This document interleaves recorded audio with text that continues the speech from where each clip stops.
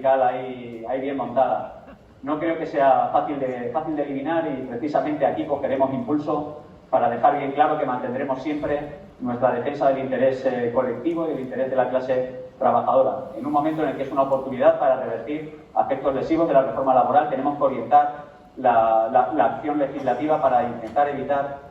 cuestiones como la subcontratación y la externalización de servicios que tanto han precarizado las condiciones de trabajo en el sector turístico y en tantos otros, en problemáticas como las camareras de pisos, con disminuciones salariales del 60% a raíz de este tipo de cuestiones. Tenemos que intentar recuperar los equilibrios de la negociación colectiva, igualmente para darle valor a sectores de una alta cualificación y de problemas retributivos como el sector de las TIC, y tenemos que encontrar nuevamente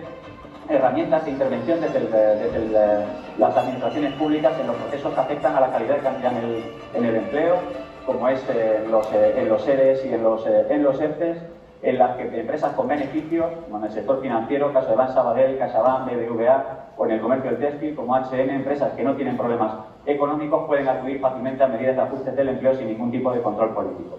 También es un momento de poner claro que no debemos de permitir que las élites económicas, únicamente extractivas, se lucren únicamente a favor de intereses muy concretos y a costa de las rentas de las clases trabajadoras. Por todo ello es un momento de movilización, de darle un impulso a movilización de nuestra organización y de todas las personas de nuestro entorno. Endavant, companys i companyes.